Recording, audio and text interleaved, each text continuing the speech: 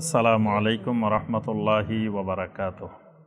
আলহামদুলিল্লাহি ওয়াহদা ওয়াসসালাতু ওয়াসসালামু আলা মান লা নাবিয়্যা বা'দা ওয়া আলা আলিহি ওয়া সাহবিহি ওয়া মাওয়ালা। সম্মানিত ভাই ও বোনেরা, ইতিপূর্বে আমরা একটা ধারাবাহিক সিরিজ সমাপ্ত করেছি। যে বিষয়টি ছিল অত্যন্ত গুরুত্বপূর্ণ একটি বিষয়, কবিরা গুনাহ সম্পর্কিত বিষয়। ৭০টি কবিরা গুনাহ সম্পর্কে আমরা এই কনভেনশন সেন্টারে আমরা ধারাবাহিক পর্যায়ক্রমে আলোচনা শেষ করেছি। আজকে থেকে আমরা একটি নতুন কিতাবের দার্স আমরা শুরু করব ইনশাআল্লাহ। যে কিতাবটি আমাদের দেশে, বাংলাদেশে বেশি পরিচিত না, কিন্তু আরব দুনিয়াতে, আরব বিশ্বে এই কিতাবটি খুবই প্রসিদ্ধ এবং সকল জনগণের কাছে, আম জনতার কাছে কিতাবটি পরিচিত। প্রত্যেকের ঘরে ঘরে কিতাবটি আছে। তো এই কিতাবটি মসজিদে হারামে এই কিতাবের উপরে দার্স হয়, মসজিদে নববীতে এই কিতাবের উপরে দার্স হয় এবং আরব বিশ্বের প্রত্যেকটি দেশে মসজিদগুলোতে এই কিতাবের উপরে দার্স হয়। তো কিতাবটির নাম হলো আদ-দুরুসুল মুহিম্মা লিআম্মাতিল উম্মাহ। এই নামটার অর্থ হলো আদ-দুরুসুল মুহিম্মা, মানে গুরুত্বপূর্ণ পাঠ সমূহ, দার্স সমূহ। লিআম্মাতিল উম্মাহ, উম্মার সাধারণ জনগোষ্ঠীর জন্য, আম জনগোষ্ঠীর জন্য অত্যন্ত গুরুত্বপূর্ণ দার্স সমূহ। এটা হলো এই কিতাবের যে নামের অর্থ। এই কিতাবটি যিনি লিখেছেন তার নাম আমাদের সকলের সুপরিচিত, সারা পৃথিবীতে সুপরিচিত, গত শতাব্দীর একজন প্রথম সারির আলেম, আল ইমাম আল আল্লামা সামাহাতুশ শাইখ আব্দুল আজিজ বিন আব্দুল্লাহ বিন বাস রাহিমাহুল্লাহ, যাকে সংক্ষিপ্তভাবে সারা দুনিয়া শাইখ বিন বাজ হিসাবে ছিলেন। বিন বাজ বললে ওনাকে সবাই সারা পৃথিবীতে চিনেন। এমনি ওনার নাম হলো আব্দুল আজিজ, আব্দুল আজিজ বিন আব্দুল্লাহ বিন বাস। বাস হলো ওনার দাদার নাম, ওনার নাম হলো আব্দুল আজিজ। ওনার আব্বার নাম আব্দুল্লাহ, ওনার দাদার নাম বাস। আর উনি সৌদি আরবের গ্র্যান্ড মুফতি ছিলেন। এই জন্য সামাহাতুশ শাইখ, সামাহাতুশ শাইখ সবার সাথে ব্যবহার করা যায় না, এই জন্য উনি সামাহাতুশ শাইখ। উনি আল জামিয়া আল ইসলামিয়া বিল মদিনা আল মুনাওয়ারা, ইসলামিক ইউনিভার্সিটি মদিনা মুনাওয়ারার এই ইউনিভার্সিটির তিনি চ্যান্সেলর ছিলেন, এই মদিনা ইউনিভার্সিটির। তো বলা যায় ইসলামের সকল সেক্টরে, ওনার একেবারে আকীদার সেক্টরে, তারপরে ফিকহের সেক্টরে, অর্থনীতির সেক্টরে, সব সেক্টরে তার অসংখ্য লিখিত কিতাব আছে, তার অসংখ্য ফতোয়া আছে, এবং যেই ফতোয়াগুলো সারা পৃথিবী অনুসরণ করে। তো তিনি এই কিতাবটা সংক্ষিপ্ত আকারে লিখেছেন। এটি লিখেছেন শুধুমাত্র সাধারণ জনগণের জন্য। সাধারণ জনগণের যে জিনিসগুলো জানা একান্ত প্রয়োজন, না জানলেই নয়, না জানলে ইমান হারা হয়ে কবরে যাওয়া লাগে। এইরকম গুরুত্বপূর্ণ জিনিসগুলোকে তিনি এই কিতাবটির মধ্যে একত্রিত করেছেন। এই কিতাবটির মধ্যে 18টি দার্স আছে। এই কিতাবে দার্স আছে 18টি। এখানে একটা অধ্যায়, প্রথম যে দার্সটি আদারসুল আউয়াল, এখানে ছোট ছোট কিছু সূরার সংক্ষিপ্ত তাফসীর তিনি উল্লেখ করেছেন।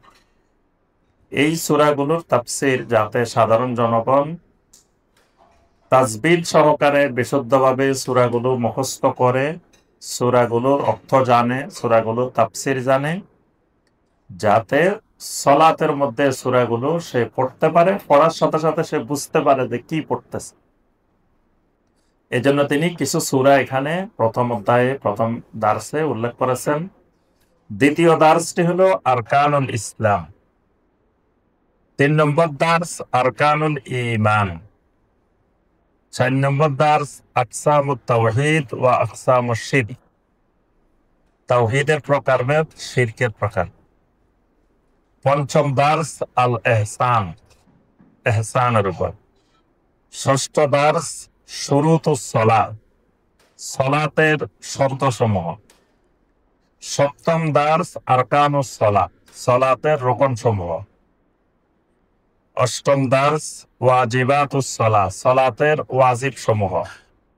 9ম দার্স বয়ানুত তাশাহুদ, সালাতের মধ্যে আমরা শেষ বৈঠকে যে তাশাহুদ পড়ি, দরুদ পড়ি, দুআয়ে মাসুরা পড়ি, এগুলোর উপরে একটা দার্স।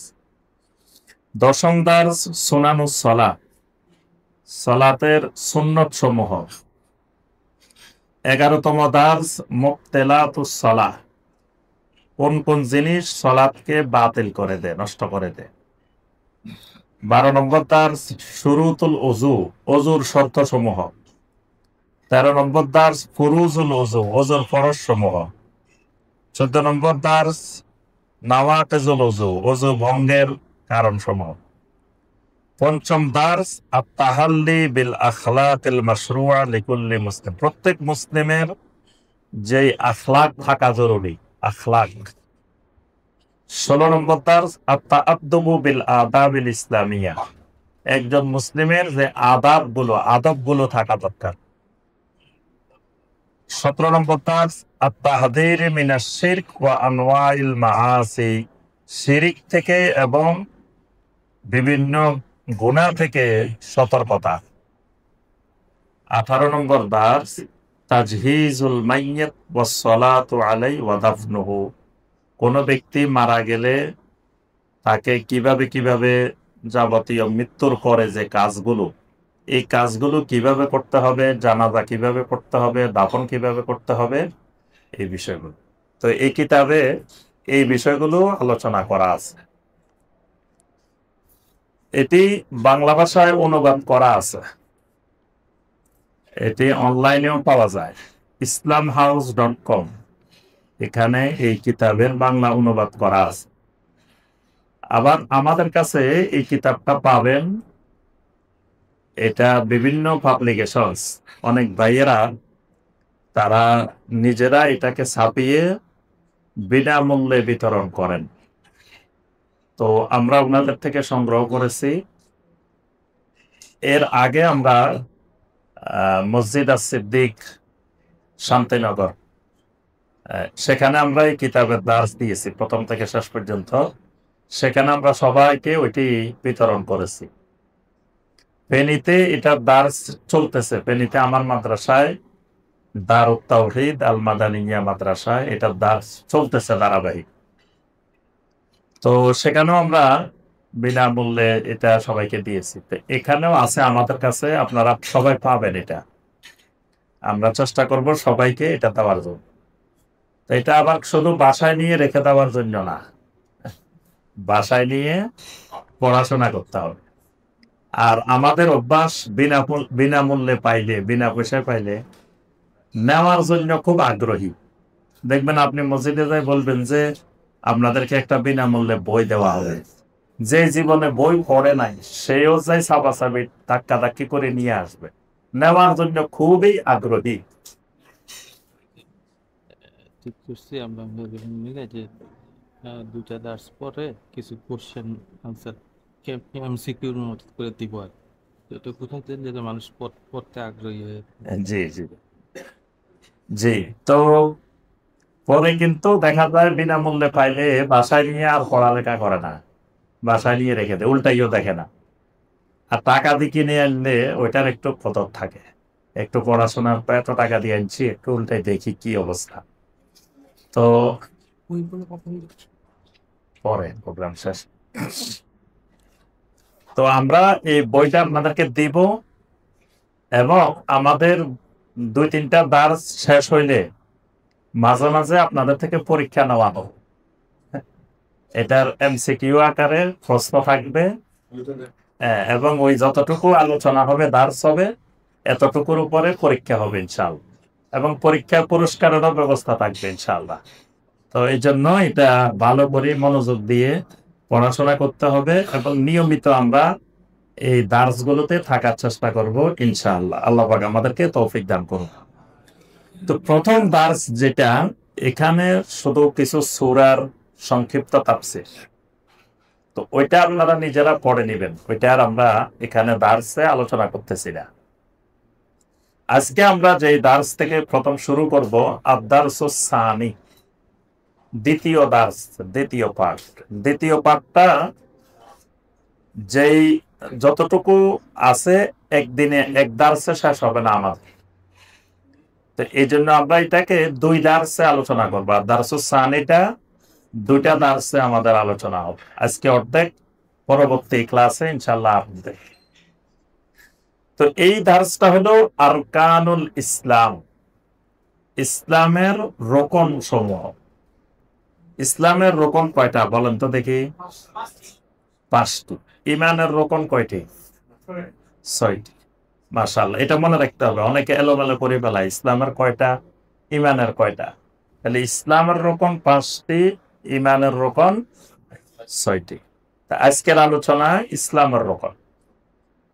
তো প্রথমে আমরা যে অংশের ব্যাখ্যা করব, শাইখ বিন বাজ রাহিমাহুল্লাহ বলেন, আদ-দারসুস সানি আরকানুল ইসলাম, বায়ানু আরকানুল ইসলাম আল খামসা। এই দার্সে ইসলামের 5টি আরকান বয়ান করা হবে। ওয়া আউয়ালুহা ওয়া আ'যামুহা শাহাদাতু আল্লা ইলাহা ইল্লাল্লাহ ওয়া আন্না মুহাম্মাদার রাসূলুল্লাহ। 1 নম্বর রুকন কি? জি, বলেন তো দেখি, আপনারা আগে একটু বলেন, ইসলামের 1 নম্বর রুকন কি? অনেকে বলেন যে ঈমান, আসলে ঈমান না। নবী সাল্লাল্লাহু আলাইহি ওয়াসাল্লাম বলেন নাই যে ঈমান, নবী সাল্লাল্লাহু আলাইহি ওয়াসাল্লাম বলছেন কি? শাহাদা। সংক্ষেপে যদি বলেন শাহাদা। কিসের শাহাদা? 2টি যে বিষয়ের শাহাদা, একটি হলো লা ইলাহা ইল্লাল্লাহর শাহাদা, আর একটা হলো মুহাম্মাদুর রাসূলুল্লাহ সাল্লাল্লাহু আলাইহি ওয়াসাল্লামের শাহাদা। এই 2টি জিনিসের শাহাদা। শাহাদা মানে কি? সাক্ষী। শাহাদা মানে সাক্ষী। যে কোনো লেনদেনের ক্ষেত্রে সাক্ষী রাখা মুস্তাহাব। যে কোনো লেনদেন, যে কোনো 2 জন ব্যক্তির মধ্যে যে কোনো ধরনের লেনদেন হবে, এ ব্যাপারে সাক্ষী রাখা শরীয়তে মুস্তাহাব, এবং সাক্ষী থাকাটাও মুস্তাহাব, এবং প্রয়োজনের সময় সাক্ষী দেওয়া ওয়াজিব। সাক্ষী থাকা মুস্তাহাব, কিন্তু প্রয়োজনের সময় সাক্ষী দেওয়া ওয়াজিব। মিথ্যা সাক্ষী দেওয়া হারাম, এবং 3টা আকবারুল কাবায়েরের একটা আকবারুল কাবায়ের, মানে বড় গুনার মধ্যে কবিরা গুনারও কবিরা গুনাহ 3টা। তার মধ্যে 3 নম্বরটা হলো শাহাদাতুজ জুর, মিথ্যা সাক্ষী দেওয়া। আর হারাম লেনদেনের সাক্ষী থাকা হারাম। ধরেন 2 জনের সুদের টাকা পয়সা লেনদেন করতেছে, আপনারা বললো যে ভাই আসেন একটু একটা স্বাক্ষর। কি সাক্ষী? আপনি সাক্ষী থাকবেন, এই সাক্ষী থাকা হারাম। ওরা সুদের লেনদেন করে যে গুনাহগার হবে, আপনি সাক্ষী থাকার কারণেও সেই গুনাহগার হইব। তাহলে বোঝা যায় ইসলামে সাক্ষ্য, শাহাদা, এটা খুবই গুরুত্বপূর্ণ জিনিস। এবং সাক্ষী কার কার গ্রহণযোগ্য হবে, এটাও শরীয়তে নির্ধারিত আছে। সব মানুষের সাক্ষী, সব মুসলিমের সাক্ষী গ্রহণযোগ্য হবে না। ইমাম আহমদ বিন হাম্বল রাহিমাহুল্লাহ বলেন যে মুসলিম সুন্নতকে গুরুত্ব দেয় না, সুন্নত পরিহার করে সব সময়, এই মুসলিমের সাক্ষী ইসলামী আদালত গ্রহণ করবে না। যেমন ধরেন দাড়ি রাখে না, এই মুসলিমের সাক্ষী ইসলামী আদালতে গ্রহণযোগ্য হবে না। পর্দা করে না, এই মহিলার সাক্ষী ইসলামী আদালতে গ্রহণযোগ্য হবে না। সুন্নতে মুআক্কাদা নামাজ পড়ে না, নিয়মিত ছাড়ি দেয়, ইচ্ছা করে ছেড়ে দেয়, এই মুসলিমের সাক্ষীও গ্রহণযোগ্য হবে না। কারণ যেই লোক সুন্নত ছেড়ে দেয় তার কাছে মিথ্যা বলা সহজ, সে মিথ্যা সাক্ষী দিতে পারে। এই জন্য প্রত্যেকটি জিনিসের ক্ষেত্রে সাক্ষী, যেমন সাপ দেখার জন্য সাক্ষীর শর্ত আছে, বিয়ে শাদীর ক্ষেত্রে সাক্ষীর কথা আছে। এরকম ইসলামী শরীয়তের অনেক বিষয় শাহাদার সাথে সংযুক্ত। তো ঈমানের ক্ষেত্রে, ইসলামের ক্ষেত্রেও শাহাদা অত্যন্ত গুরুত্বপূর্ণ জিনিস। কোন ব্যক্তি মনে মনে সব বিশ্বাস করে কিন্তু শাহাদা দেয় না, সাক্ষী দেয় না, এই লোক মুসলিম হবে না। তার দৃষ্টান্ত আবু তালেব। আবু তালেব মনে মনে জানতো সবকিছু ঠিক, কিন্তু নবী সাল্লাল্লাহু আলাইহি ওয়াসাল্লাম যখন বলছেন ইয়া আম্মি কুল লা ইলাহা ইল্লাল্লাহ, চাচা আপনি লা ইলাহা ইল্লাল্লাহর সাক্ষী দেন, কিন্তু সে সাক্ষী দেয় নাই। মনে মনে সব জানে ঠিক আছে, ইসলাম ঠিক, বাতিজা ঠিক, রাসূল ঠিক, সব ঠিক, কিন্তু সাক্ষ্য দেয় নাই। সাক্ষ্য না দেওয়ার কারণে সে কিন্তু ইমানদার হইতে, মুসলিম হইতে পারে নাই। আবার সাক্ষ্য দিছে, কিন্তু সাক্ষ্য জবানে সাক্ষ্য দিছে, কিন্তু সেটা অন্তরে বিশ্বাস করে নাই, তাহলে এই সাক্ষ্য দিলেও মুসলিম হবে না। যেমন মুনাফিকেরা জবানে সাক্ষ্য দিছে, কিন্তু অন্তরে এই সাক্ষ্য ছিল না। তো ইসলামের 1 নম্বর রোকন যেটা, সেটি হলো শাহাদাতু আল্লাহ ইলাহা ইল্লাল্লাহ ওয়া আন্না মুহাম্মাদার রাসূলুল্লাহ। সংক্ষেপে যদি বলি শাহাদা। 2 নম্বর, আজকে আমাদের শুধু আলোচনা 1 নম্বরটা, 2 নম্বর বাকি 4টা আমরা যাব না। 1 নম্বরটারও পুরাটাই যাব না, 1 নম্বরের শুধু শাহাদাতু আল্লাহ ইলাহা ইল্লাল্লাহ। আজকে আমাদের আলোচনা লা ইলাহা ইল্লাল্লাহ পর্যন্ত। পরবর্তী দার্সে আমাদের মুহাম্মদ রাসূলুল্লাহ থেকে শুরু করে ইকামিস সালাহ, ইতাইজ যাকাত, ওয়াল হজ ওয়া সাওম রমাদান, সেগুলো আমরা পরের দার্সে যাব। তো শাইখ বিন বাজ রাহিমাহুল্লাহ বলেন বিশারফে মাআনিহা, এই যে লা ইলাহা ইল্লাল্লাহ সাক্ষ্য দিবে, মুহাম্মদ রাসূলুল্লাহ সাক্ষ্য দিবে, এটার অর্থ ব্যাখ্যা সহকারে আলোচনা হবে মা বায়ানে শুরুতে লা ইলাহা ইল্লাল্লাহ। লা ইলাহা ইল্লাল্লাহ সাক্ষ্য দেওয়ার কিছু শর্ত আছে, সেই শর্তগুলো আলোচনা হবে। ওয়া মা'নাহা লা ইলাহা, লা ইলাহার অর্থ হলো নাফিয়ান জামিআ মা ইউবাদু মিন দুনিল্লাহ, আল্লাহ ছাড়া দুনিয়াতে যত বাতিল মাবুদের ইবাদত করা হয়, সমস্ত বাতিল মাবুদকে অস্বীকার করা, না করা, এটা হলো লা ইলাহা। আর ইল্লাল্লাহ মুসবিতান আল ইবাদাতা লিল্লাহি ওয়াহদা লা শারীকা লাহ। ইল্লাল্লাহর অর্থ হলো একমাত্র তাওহীদের ভিত্তিতে আল্লাহর ইবাদত করা, লা শারীকা লাহ শিরিক মুক্ত হয়ে আল্লাহর ইবাদত করা। এই লা ইলাহা প্লাস ইল্লাল্লাহ দুইটা মিলেই এই শাহাদাতু আল্লাহ ইলাহা ইল্লাল্লাহ। এবার আসেন রোকন। প্রথম বলছে ইসলামের রোকন। রোকনটা কি জিনিস? রোকন কাকে বলে? কে বলতে পারবেন? বলেন তো দেখি, রোকন কাকে বলে? রোকনটা ইসলামে গুরুত্বপূর্ণ জিনিস। প্রত্যেকটা জিনিসের রোকন আছে। ধরেন সালাতের রোকন আছে, শর্ত আর রোকন এক জিনিস না। শর্ত এবং রোকন দুটার মধ্যে পার্থক্য আছে। একটা শর্ত, একটা রোকন। রোকন কাকে বলে?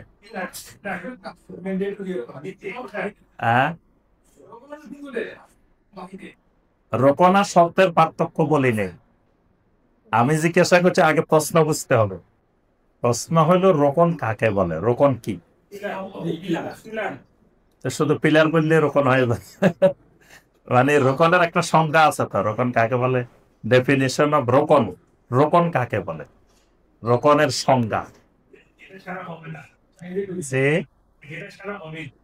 হ্যাঁ, মানে রোকনের সংজ্ঞা হলো যে লা ইয়াকুমু ইল্লা আলাইহা, মানে এমন একটি জিনিস যে জিনিস বাদ দিলে ওই জিনিস দাঁড়াইতে পারবে না, যে জিনিস বাদ দিলে ওই জিনিসটাই খুঁজে পাওয়া যাবে না, ওই জিনিসটাই থাকবে না, এটাকে বলা হয় কি রোকন।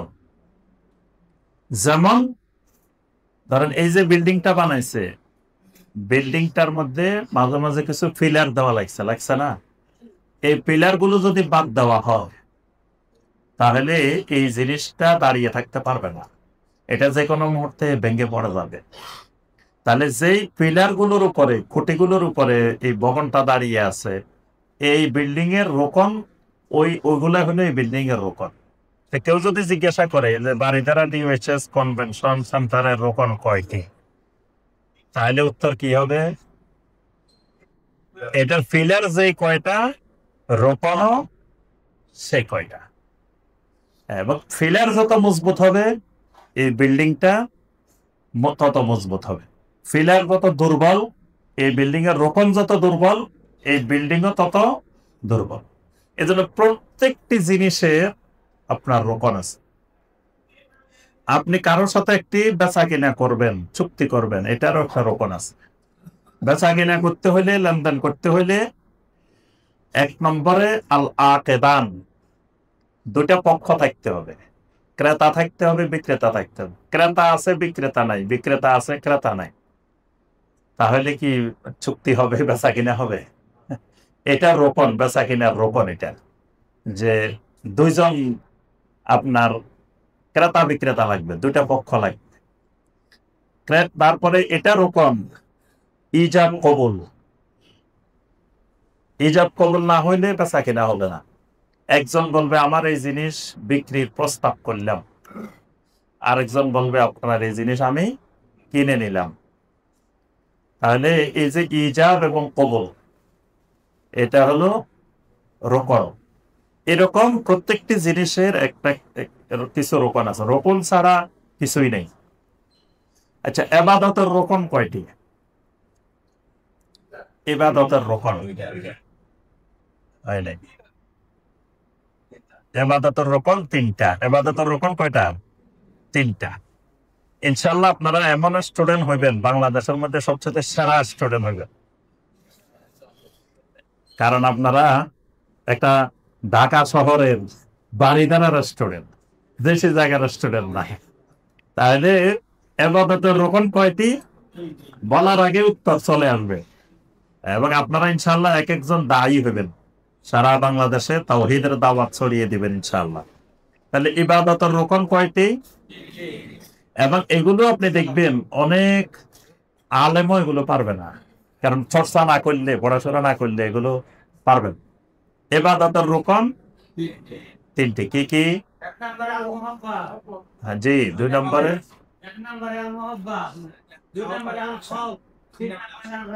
আর রাজা, মাহাব্বাত, খাউফ, রাজা। বাংলা যদি বলেন ভালোবাসা, ভয়, আশা। এই তিনটা যদি কোনো ইবাদতের মধ্যে পাওয়া যায় এটা ইবাদত। তিনটার একটা যদি অনুপস্থিত থাকে এটা ইবাদত হবে না, এটা আল্লাহর ইবাদত হবে না। তিনটা পাওয়া যাওয়া লাগবে। রোকন মানে তিনটাই থাকতে হবে, একটার অনুপস্থিত থাকা এখানে যাবে না। তাহলে ইসলামের এরকম কিছু রোকন আছে, লা ইয়াকুমু ইল্লা আলাইহা, এগুলা না হইলে ইসলাম দাঁড়াইতে পারে না, ইসলামে থাকে। তাহলে দেখেন বাংলাদেশের মানুষের মধ্যে ইসলাম আছে? বাংলাদেশের মুসলিমদের ইসলাম আছে কিনা? কথা কয় না। এটার নাকি গবেষণা দরকার, মুক্তি হওয়া দরকার? নাই, ইসলাম নাই। 5টা রোকন দেখেন, 5টা রোকনের একটারও কোনো ঠিক মতো নাই। প্রথম যেটা শাহাদাতু আল্লাহ ইলাহা ইল্লাল্লাহ ওয়া আন্না মুহাম্মাদুর রাসূলুল্লাহ, এটাতে 99.9% ফেল, এটা নাই, টোটালি নাই। 2 নম্বর একামিস সালাত, 95% একামিস সালার মধ্যে নাই। 95% মুসলিম সালাম কায়েমের মধ্যে নাই। জি, 95%, ধরেন একামের সালা নাই, এটা ইজ যাকাত। বাংলাদেশে যে সম্পদ আছে এই সম্পদের যাকাত আদায় করলে হিসাব করে দেখা গেছে 5 থেকে 10 বছর যাকাত সঠিকভাবে আদায় হলে 10 বছর পরে বাংলাদেশের যাকাত খাওয়ার লোক আপনি যত পত্রিকায় বিজ্ঞপ্তি দিয়ে একটা লোক খুঁজে পাওয়া যাবে না যাকাত খাওয়া। তাহলে বোঝা যায় বাংলাদেশে ঠিক মতো যাকাত আদায় করে না। সাওমে রমাদান এটা বোঝা একটু কঠিন, কারণ রোজা রাখছে না রাখছে বুঝবেন কেন? ইফতারের সময় তো সবাই ইফতার করে, এরা মনে করে রোজা না রাখলেও ইফতার করা তো ইবাদত, সওয়াবের কাজ। এই জন্য আপনি দেখবেন যে এখানে ইফতারের আয়োজন করেন সব হাজির, কিন্তু রোজা রাখছে না রাখছে, সিয়াম আছে না আছে তো বুঝার কায়দা নাই।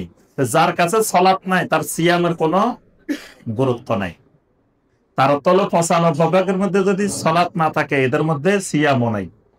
হজ, হজ তো বিনোদন। বাংলাদেশের থেকে যারা হজে যায় বেশিরভাগই বিনোদনের জন্য যায়, এখানে বেড়াইতে যায়, ঘুরতে যায়। যেই এখলাস, হজের যেই রোপণ, হজের যে ওয়াজিব, হজের যে সুন্নত, এগুলো সরকারে হজ খুব কম মানুষই করে। যাই হোক, এই যে রোপণগুলো, রোপণ না হইলে কোনো ব্যক্তির মধ্যে ইসলাম থাকবে না। এই 5টি রোপণ ঠিক মতো থাকতে হবে। মাসালু আরকানুল ইসলাম মাসালুল আ'মেদাতে ফিল বুনিয়ান। বিল্ডিং এর মধ্যে খুঁটিগুলো, ফিলার গুলো যেরকম, ইসলামের রোপণ গুলাও ওই রকম। এখন আসলে আবার ইসলাম কাকে বলে? এতক্ষণ তো রোপণ বলছে, এবার আসেন ইসলাম। ইসলাম কাকে বলে? কে সংজ্ঞা দিতে পারবেন ইসলামে? জি ভাই বলেন।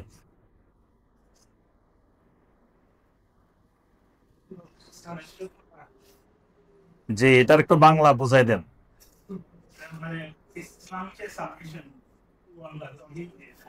জি,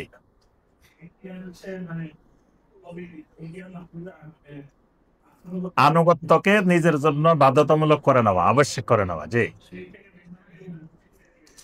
মাশাআল্লাহ মাশাআল্লাহ। ভাইজানের নামটা কি না? সাদাত। সাদাত ভাই, আজকে সাদাত ভাই 5টা ইসলামের সংজ্ঞা। তো অত্যন্ত দুঃখজনক বিষয় হলো বাংলাদেশে মুসলিম ইসলামের সংজ্ঞা জানে না। আমি একজন শিক্ষক, আমাকে যদি জিজ্ঞেস করেন শিক্ষক কাকে বলে, তা আমি যদি শিক্ষকের সংজ্ঞাই না জানি তার অর্থ হলে আমি অযোগ্য শিক্ষক। শিক্ষক কাকে বলে এটাই জানি না, আমি শিক্ষকতা করি। যিনি যে পেশায় আছেন ওনার তো ওই পেশা সম্পর্কে জ্ঞান থাকা লাগবে, লাগবে না? যদি না থাকে তার অর্থ হলো আপনি ওই পেশায় অযোগ্য, অদক্ষ, আপনি ওই পেশার যোগ্য না। তা এখন একজন মুসলিম যদি ইসলামের সংজ্ঞা না জানে, একজন মুসলিমকে যদি কোনো অমুসলিম এসে জিজ্ঞাসা করে, ভাই তুমি কি মুসলিম? হ্যাঁ মুসলিম, তো ইসলামের সংজ্ঞাটা বলো তো দেখি। তা আপনি যদি তার ইসলামের সংজ্ঞায় বুঝাইতে না পারেন তা আপনি কি মুসলিম হয়েছেন? সবার আগে তো জানতে হবে ইসলাম কাকে বলে। তো এই যে ভাই যে সংজ্ঞাটা বলছেন এটাই হলো ইসলামের জামে মানে সংজ্ঞা। আল ইসলাম হুয়াল ইসতিসলামু লিল্লাহি বিত্তাওহীদ। আরবি সহ মুখস্থ করে ফেলবেন। জীবনে কত কিছু মুখস্থ করছেন হিসাব আছে। মুখস্থ করতে করতে করতে করতে কত পরীক্ষা দিচ্ছেন, কত কিছু মুখস্থ করছেন, আজে বাজে দুনিয়ার কত জিনিস মুখস্থ করছেন না? মুখস্থ কম করছেন না জীবনে। তো এই অল্প কয়টা জিনিস ইসলামের মৌলিক মৌলিক জিনিসগুলা, এগুলো মুখস্থ করার কোনো বিষয় না। কত অঙ্কের সূত্র মুখস্থ করছেন। আমরা অঙ্কের সূত্র এগুলো টেবিলের সামনে দিয়ে লিখে সারাক্ষণ রাখতাম। এ প্লাস বি হোল স্কয়ারের সূত্র, তারপরে এ স্কয়ার প্লাস বি স্কয়ারের সূত্র, এই সূত্র এই সূত্র, ওরে আল্লাহ মুখস্থ করতে করতে এখন থেকে এগুলার কোনো কামে নাই। কোনোদিন কামে লাগে? এ প্লাস বি হোল স্কয়ার। তা আপনি যেগুলা নিয়মিত কাজে লাগবে দুনিয়া আখেরাতে, সেইগুলা মুখস্থের বেলায় মানুষ নাই দেখবেন। তাহলে ইসলাম কাকে বলে আরবি সহ মুখস্থ করবেন। হুয়াল ইসতিসলামু লিল্লাহি বিত্তাওহীদ, মানে তাওহীদ সহকারে আল্লাহর কাছে আত্মসমর্পণ করা। ওয়াল ইনকিয়াদু লাহু বিত্তাআ, আত্মসমর্পণের পরে এবার আল্লাহর আনুগত্যকে নিজের জন্য আবশ্যিক করে নেওয়া। আল্লাহ যা করতে বলবেন তাই করব, আল্লাহ যা মানা করেন সেটা করব না, এটাকে বলে তাআ, আনুগত্য। ওয়াল বারাআতু মিনাশ শিরকে ওয়া আহলিহি, শিরিক এবং শিরিককারী থেকে নিজেকে মুক্ত রাখা, এটার নাম হলো ইসলাম। সহজ না? এটা কঠিন আছে কিছু? আরে কয় না, তার অর্থ মানে কঠিন। এটা কঠিন না, এটা সহজ। তিনটা জিনিস, এই তিনটা জিনিস মনে রাখলে হবে। তো এখানে ইসলামের সংজ্ঞা দেওয়া হয়েছে, সংজ্ঞা দিয়ে বলছেন ফামান আবা আন ইয়াস্তাসলিমা লিল্লাহি আযজা ওয়া জাল ফাহুয়া মুস্তাকবির।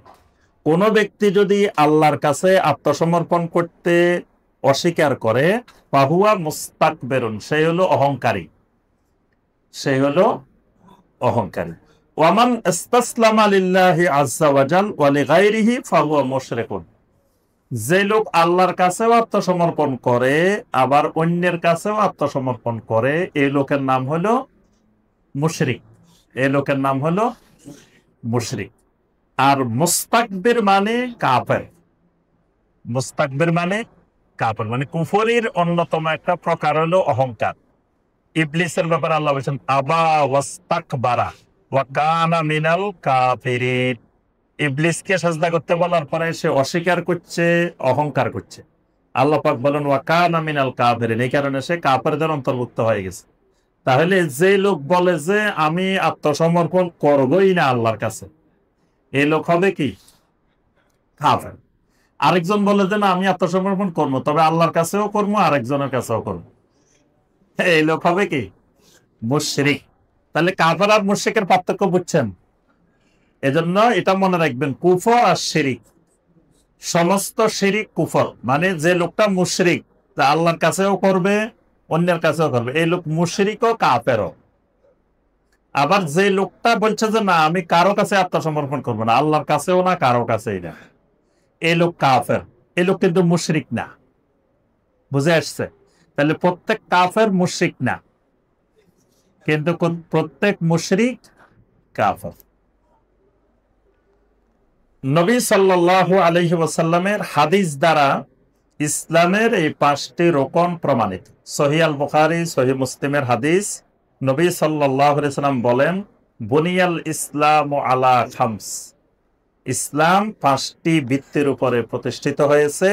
শাহাদাতে আল্লাহ ইলাহা ইল্লাল্লাহ ওয়া আন্না মুহাম্মাদার রাসূলুল্লাহ, এক নম্বরটা হইল এই সাক্ষ্য দেওয়া যে আল্লাহ ব্যতীত কোনো সত্য মাবুদ নাই, মুহাম্মদ সাল্লাল্লাহু আলাইহি ওয়াসাল্লাম আল্লাহর রাসূল।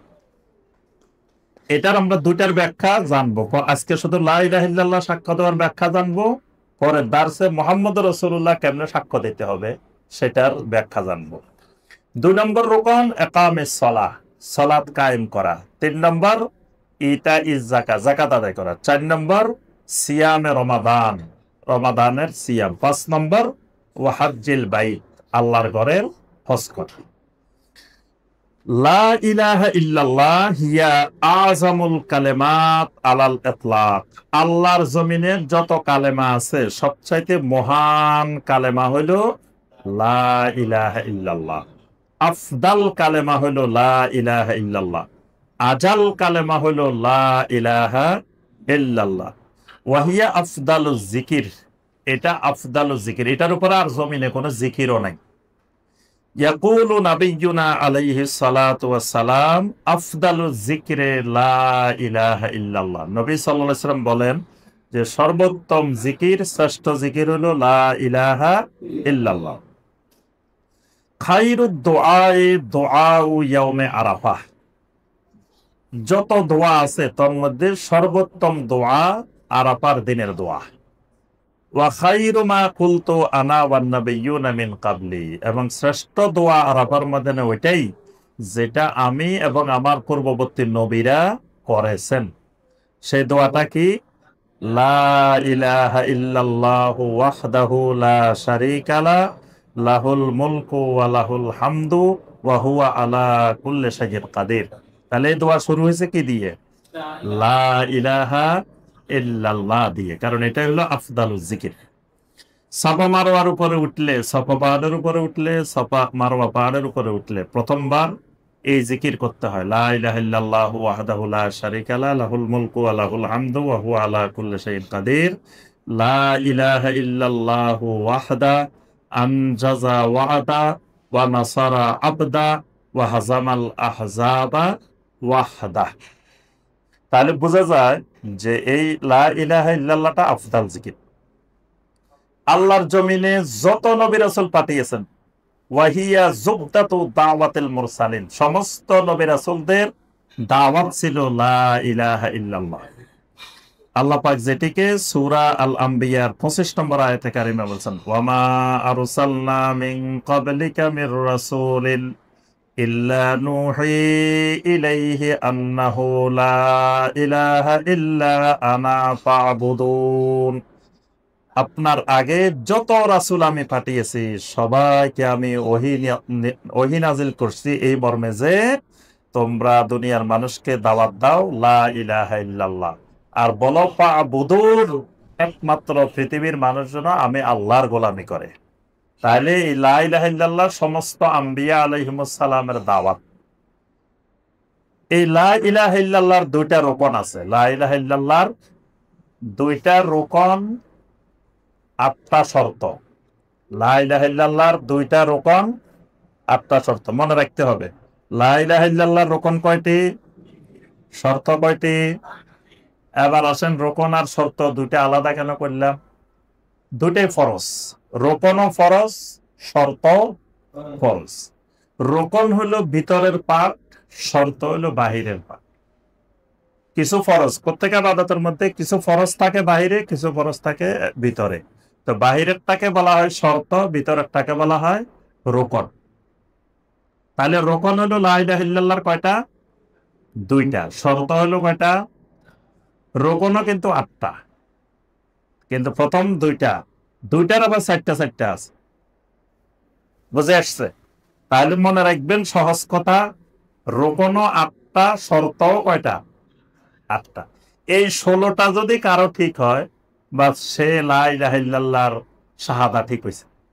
15টা ঠিক হয়েছে, একটা ঠিক হয় নাই, তার এখনো শাহাদাতে লা ইলাহা ইল্লাল্লাহ ঠিক হয়নি।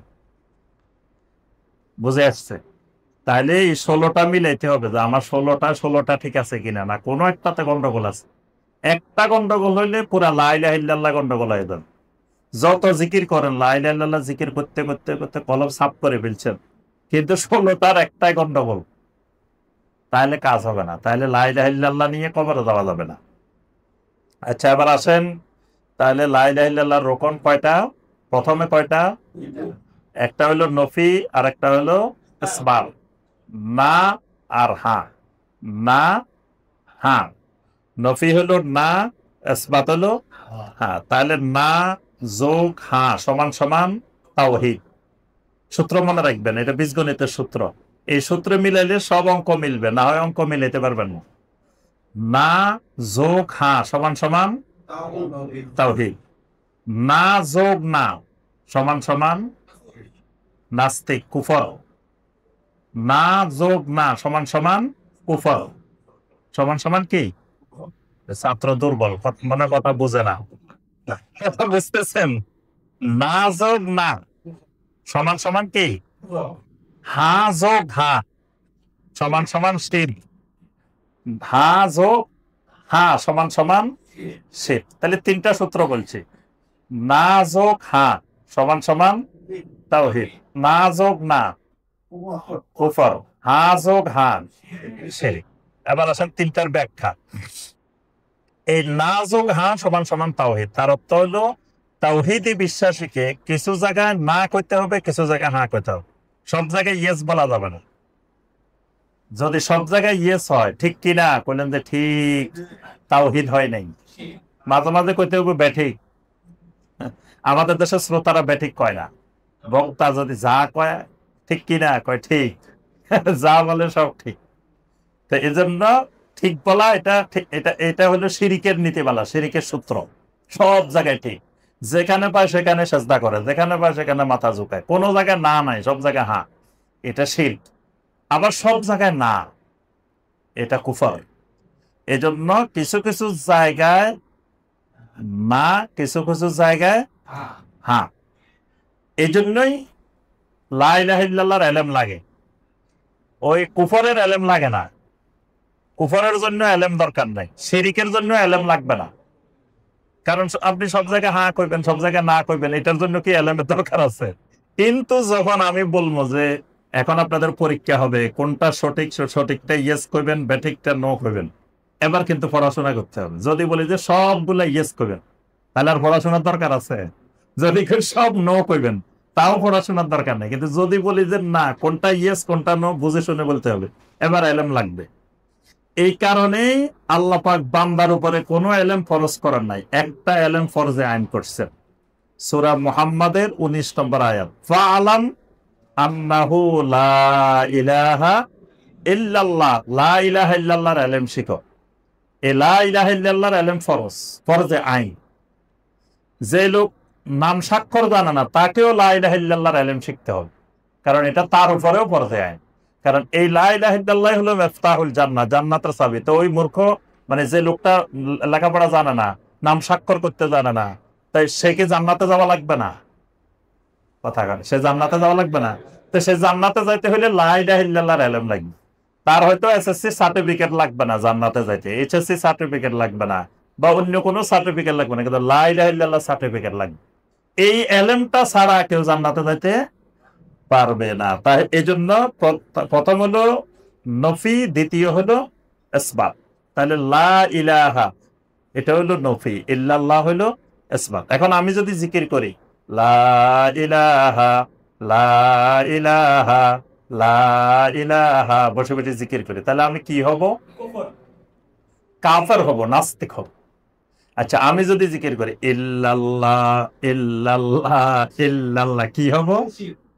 না, এটাকে শিরিক বলবো না। এটা যদি কোনো মুমিন করে তাহলে এটা হবে বেদাত। এটা হবে কি? বেদাত।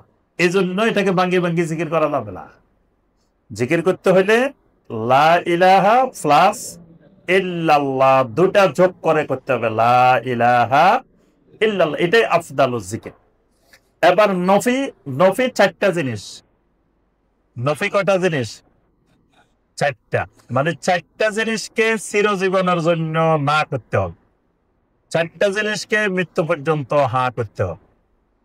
তাহলে হার জায়গায় না, নার জায়গায় হা হইলে কিন্তু গন্ডগোল হয়ে যাবে। এই জন্য রোকন নফির চারটা, ইসবাতের কয়টা? চারটা। আমি সংক্ষেপে বলে দিই, নফির চারটা। এক নম্বর হলো আরবাবাম মিন দুনিল্লাহ। কোরআনে কারিমে অনেক আয়াতে দেখবেন আরবাবাম মিন দুনিল্লাহ, আরবাবাম মিন দুনিল্লাহ। আরবাবাম মিন দুনিল্লাহ মানে আল্লাহ ছাড়া কাউকে রব বানানো যাবে না। এই আল্লাহ ছাড়া যত রব আছে জমিনে সবগুলোকে না, নফি।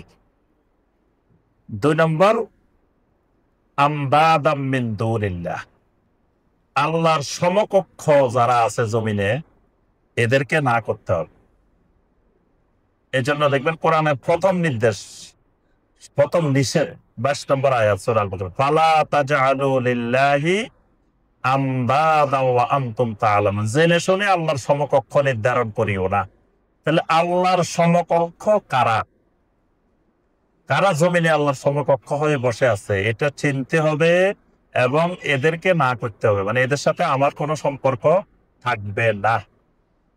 3 নম্বর আলিহাতাম মিন দুনিল্লাহ, আল্লাহ ছাড়া জমিনে যত বাতিল মাবুদ বসে আছে সমস্ত বাতিল মাবুদকে না করতে হবে, এদের সাথে কোনো সম্পর্ক রাখা যাবে। 4 নম্বর তাগুত, তাগুতকে না করতে হবে, তাগুতের সাথে সম্পর্ক বিচ্ছিন্ন করতে হবে। যত নবী রাসূল পৃথিবীতে এসেছেন সমস্ত নবী রাসূলের দাওয়াত ছিল ওয়ালাকাদ বাআসনা ফি কুল্লি উম্মাতির রাসূলান আনি ইবুদুল্লাহা ওয়াজতানিবুত তাগুত। আদম আলাইহিস সালাম থেকে মুহাম্মদ রাসূলুল্লাহ সাল্লাল্লাহু আলাইহি ওয়াসাল্লাম পর্যন্ত প্রত্যেক নবী রাসূল দুনিয়ার মানুষকে দাওয়াত দিয়েছেন ইবাদত করো একমাত্র আল্লাহর, আর তাগুত পরিহার করো, তাগুত ছাড়ো। সূরা আল বাকারার 256 নম্বর আয়াত, আয়াতুল কুরসির পরের আয়াত, ফামান ইয়াকফুর বিত-তাগুতি ওয়া ইউমিন বিল্লাহি ফাকাদ ইসতামসাকা বিল উরওয়াতিল ওয়ুসকা। প্রথম ঈমান আনতে হলে ফামান ইয়াকফুর বিত-তাগুত, তাগুতকে অস্বীকার করতে হবে, ওয়া ইউমিন বিল্লাহ, তারপর আল্লাহর উপরে ঈমান আনতে হবে। যদি কেউ এইভাবে ঈমান আনে ফাকাদ ইসতামসাকা বিল উরওয়াতিল বুসকা। উরওয়াতুল বুসকা মানে লা ইলাহা ইল্লাল্লাহ। লা ইলাহা ইল্লাল্লাহর আর 10-12টা নাম আছে কোরআনে। একটা নাম আল উরওয়াতুল বুসকা। এটাই হলো তাওহীদ। তাহলে 4টা জিনিস না করতে হবে, মনে থাকবে। আরবিতে বললে আরবাবাম মিন দুনিল্লাহ, আন্দাদাম মিন দুনিল্লাহ, আলিহাতাম মিন দুনিল্লাহ, তাগুত। এই 4টা। বাংলা বললে আল্লাহ ছাড়া সকল রব, আল্লাহর যত সমকক্ষ, আল্লাহ ছাড়া যত বাতিল মাবুদ, তাগুত। এবার কিন্তু এই 4টার কিন্তু এবার এলেম লাগবে না। তাগুতে আর এগুলো পার্থক্য আছে। রব, রবে, তারপরে আমবাদ, তারপরে ইলাহ, তারপরে তাগুত। 4টা আলাদা আলাদা, 4 রকমের আছে। এবার এগুলো চিনতে হবে, এগুলোর উপরে এলেম লাগবে। কিন্তু লা ইলাহা ইল্লাল্লাহর এলেম আপনি শুরু করলে মৃত্যু পর্যন্ত পড়ে শেষ করতে পারবেন না। লা ইলাহা ইল্লাল্লাহর এলেম এত বড়, কারণ আপনি আল্লাহ ছাড়া রব কারা। আমি যদি বলি যে আল্লাহ ছাড়া যত রব আছে সবাইকে না করেন, আচ্ছা কেউ কি এটাতে দ্বিমত পোষণ করবে? যে আল্লাহ ছাড়া নিজেই রব হয়ে বসে রয়েছে সেও কবে না আমি আল্লাহ ছাড়া কোনো রব মানি না। আসলে সে নিজেই রব, কিন্তু সে রব বুঝে নাই, রুবুবিয়ত বুঝে নাই। তাহলে রব সম্পর্কে জ্ঞান অর্জন করা ফরজে আইন। এই জন্য কবরের 1 নম্বর প্রশ্ন কিন্তু মার রব্বুকা, কারণ এই জায়গায় মানুষ বেশি ভুল করে, রব চিনতে ভুল করে, আল্লাহ ছাড়া রব বানায় বসে থাকে। আমি আপনি কি মানে এই জায়গায় ভুল করা তো স্বাভাবিক। তার থেকে বড় আলেম আদি ইবনে হাতেম রাদিয়াল্লাহু তাআলা, তিনি হাতেম তার ছেলে, তিনি খ্রিস্টানদের ওই যুগের সবচাইতে বড় আলেম, তাওরাত ইনজিলের সবচাইতে বড় আলেম। তিনি নবী সাল্লাল্লাহু আলাইহি ওয়াসাল্লামের কাছে আসছেন একবার দলবল নিয়ে, তখন ইসলাম গ্রহণ করেন নাই। মসজিদে নববীর দরজা দিয়ে ঢুকতেছেন, তার গলার মধ্যে ওফি উনুকিহি সলিবুন মিন জাহাবিন, স্বর্ণের এক ক্রুশ গলার মধ্যে ঝুলানো। অহংকারের সাথে উনি ঢুকতেছে দরজা দিয়ে। নবী সাল্লাল্লাহু আলাইহি ওয়াসাল্লাম মসজিদে নববীতে বসে আছেন, দেখতেছেন সে দলবল নিয়ে ক্রুশ নিয়ে ঢুকতেছে মসজিদে নববীতে। নবী সাল্লাল্লাহু আলাইহি ওয়াসাল্লাম এখান থেকে ধমক দিয়ে বললেন, ইত্তরা হাযাল ওয়াসান, তোমার এই মূর্তি ফেলে দাও, তোমার গলার মধ্যে যেটা লাগাইছো এই মূর্তি ফালাও। এটার মূর্তি বলছেন নবী সাল্লাল্লাহু আলাইহি ওয়াসাল্লাম। এই ক্রুশটাকে বলছেন ইত্তরা হাযাল ওয়াসান, এই মূর্তি ফালাও। এটাতে মানে তার অহংকার একটু দমাইছেন আল্লাহ রাসূল, যে সাথে সাথে সে খুলে ফেলছে নবী সাল্লাল্লাহু আলাইহি ওয়াসাল্লামের নির্দেশ পাওয়া। আচ্ছা, সে নবী সাল্লাল্লাহু আলাইহি ওয়াসাল্লামের কাছে আসছেন, অনেক কথাবার্তা হয়েছে, লাস্টে একটা প্রশ্ন করছে। কোরআনের একটা আয়াত নাযিল হয়েছে, এই আয়াতের সাথে বাস্তবতার মিল নেই। আয়াতটা কি? আল্লাহ পাক বলছেন, ইত্তাখাযু আহবারাহুম ওয়া রুহবানাহুম আরবাবাম মিন দুনিল্লাহ।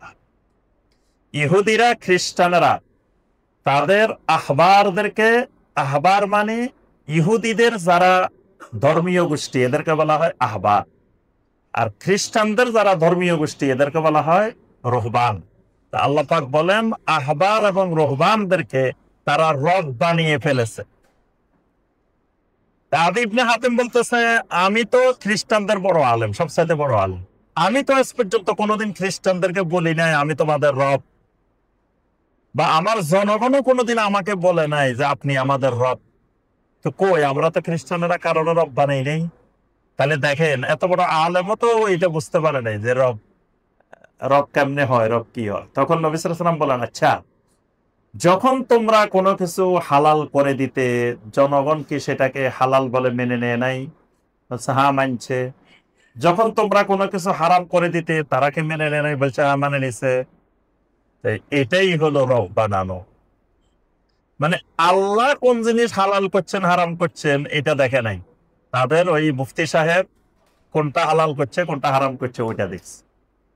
তাইলে আল্লাহর আইন, আল্লাহর বিধান না দেখে আপনি ওই কোন ব্যক্তিকে অন্ধভাবে যেটা হালাল বলে এটা হালাল, যেটা হারাম বলে এটা হারাম, এটাই হলো তাকে রব বানানো। এই জন্য রাজনৈতিক ব্যক্তিত্বদেরকে রব বানানো হয়, ধর্মীয় ব্যক্তিত্বদেরকে রব বানানো হয়। এই জন্য আপনাকে রবের জ্ঞান অর্জন করতে হবে। রবের জ্ঞান অর্জন করতে দেখবেন তো অনেক সময় আপনি নিজেই রব, নিজে একজন রব হয়ে বসে আছেন। রব না বোঝার কারণে আপনি বুঝতেছেন না যে আপনি রব হয়ে আছেন। তাইলে লা ইলাহা ইল্লাল্লাহর পরে রব চিনতে হবে। আন্দাদাম মিন দুনিল্লাহ, আল্লাহ সমকক্ষ কারা এটা চিনতে হবে। আল্লাহ ছাড়া বাতিল মাহবুদ কারা এটা চিনতে হবে, তাগুত চিনতে হবে। এগুলা চেনা ফরজ। আচ্ছা, 4টা গেল নফি। এবার আসেন 4টা ইসবাত করতে হবে।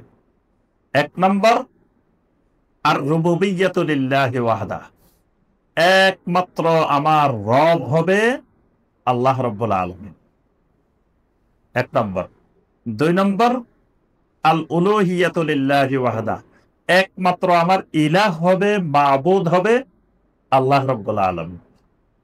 3 নম্বর, আল মাহাব্বাতুল খালিসাতু লিল্লাহি আযজা ওয়া জাল, মানে দুনিয়ার সব কিছুর চাইতে মহব্বতটা সর্বোচ্চ হবে আল্লাহর জন্য। 4 নম্বর, আত-তাআতুল মুতলাকাতু লিল্লাহ, নিঃশর্ত আনুগত্য হবে আল্লাহ। রাসূলেরটা কেন হবে? আল্লাহ বলে দিয়েছেন মাইয়ুতিউর রাসূলা ফাকাদ আতা আল্লাহ, আমার রাসূলের আনুগত্য করলে এটা আমি আল্লাহর আনুগত্য। এই জন্য আমরা বলি যে নিঃশর্ত আনুগত্য করতে হবে আল্লাহ এবং আল্লাহ রাসূলের, আর কারো নিঃশর্ত আনুগত্য করা যাবে না। বাকিদের আনুগত্য হবে আত-তাআতুল মুকাইয়াদা, শর্তযুক্ত আনুগত্য, আর আল্লাহ এবং রাসূলের আনুগত্য হবে নিঃশর্ত। তাহলে এই 4টা হলো ইসবাত। তাহলে কয়টা হয়েছে? 8টা। তাহলে এই 8টা হলো কি? রোকন। জি। পরের 4টা হলো একমাত্র রব হবে আল্লাহ, একমাত্র মাবুদ হবেন আল্লাহ। তারপরে খালেস মহাব্বত, খালেস ভালোবাসা, মানে ভালোবাসার সাথে খালেস লাগানো হয়েছে। সূরা আল বাকারার 165 নম্বর আয়াত আল্লাহ পাক বলছেন ওয়াল্লাযীনা আমানু আশাদ্দু হুব্বান লিল্লাহ, যারা ঈমানদার তারা সবচাইতে বেশি ভালোবাসে আল্লাহকে। এটাকে বলা হয় মহব্বতে খালেসা, মানে খালেস ভালোবাসা হবে একমাত্র আল্লাহ, নিঃশর্ত আনুগত্য হবে একমাত্র আল্লাহ। এই 4টা হলো এগুলা সবসময় ইয়েস, আর ওই 4টা হলো কি না। এটা এই 8টা হলো কি রোকন, লা ইলাহা ইল্লাল্লাহর রোকন। এবার আসেন লা ইলাহা ইল্লাল্লাহর শর্ত। ওয়াহাব ইবনে মুনাব্বিহ রাহিমাহুল্লাহ, ওয়াহাব ইবনে মুনাব্বিহ একজন তাবেঈ এবং বড় মানের আপনার আলেম মুফাসসির। তো ওনাকে একদিন লোকেরা এসে জিজ্ঞাসা করলো আলাইসা লা ইলাহা ইল্লাল্লাহ মিফতাহুল জান্নাহ, আচ্ছা লা ইলাহা ইল্লাল্লাহ কি জান্নাতের চাবি না? তাহলে আমরা তো লা ইলাহা ইল্লাল্লাহ বলছি, সাক্ষ্য দিছি, তাহলে তো জান্নাতে গেলেই তালা খুলে যাবো, চাবি তো আছে। আমলে কিছু গন্ডগোল থাকলে, অন্য জায়গায় গন্ডগোল থাকলে অসুবিধা কি? চাবি যখন আছে খুলতে তো পারবই। সবাই আসে ওনাকে এই প্রশ্নটা করলেন। এইটাকে ইমাম বুখারী রাহিমাহুল্লাহ সহিহ আল বুখারীর মধ্যে তালিক হিসাবে উনি উল্লেখ করছেন, মানে এটা বুখারীর হাদিস না, তিনি তালিক হিসাবে এটাকে উল্লেখ করছেন। তো ওয়াহাব ইবনে মুনাব্বিহ রাহিমাহুল্লাহকে এই কথা বলার পরে উনি বললেন বালা, কথা ঠিক আছে, তোমরা যেটা বলছো এটা জান্নাতের চাবি, তবে এটা কি চিন্তা করছো কিনা ওয়ালাকিন লাইসা মিফতাহুন ইল্লা লাহু আসনান, এটা কোনোদিন চিন্তা করে দেখছো কিনা চাবি কাকে বলে, চাবির বৈশিষ্ট্য কি? চাবি কাকে বলে, চাবির বৈশিষ্ট্য কি, এটা চিন্তা করছো? চাবি ওইটাই যে যার কিছু দাঁত আছে, দাঁত ছাড়া চাবি হয় না, আর এই দাঁতের সাথে তালার মিল থাকতে হয়। এখানে যে দাঁত, এই দাঁত ওই তালার দাঁতের সাথে মিল থাকতে হয়, না হয় একই কোম্পানির তালা চাবি হইলো একটার মধ্যে আরেকটা ঢুকাইলে খোলে না। তো পার্থক্যটা কিসের কারণে খোলে না? দাঁতের কারণে। তো ওয়াহাব ইবনে মুনাব্বিহ বললেন চাবি ঠিক আছে, কিন্তু চাবির সাথে দাঁত আছে।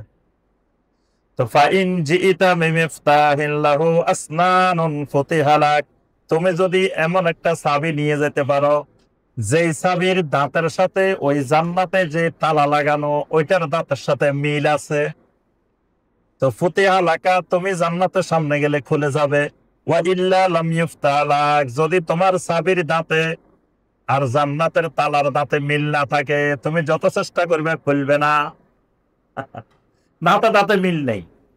অথবা তুমি এমন এক চাবি নিছ দাঁতে নাই, সোজা চাবি একটা নিয়ে গেছো, কোনো দাঁত নাই, তো এইটা দিয়ে তুমি যত ঘুরাইবা কিন্তু কোনো কাজ হবে না। এই যে দাঁতের কথা বলছেন, এই দাঁত গুলাই হলো শর্ত, দাঁত গুলা হলো লা ইলাহা ইল্লাল্লাহর শর্ত।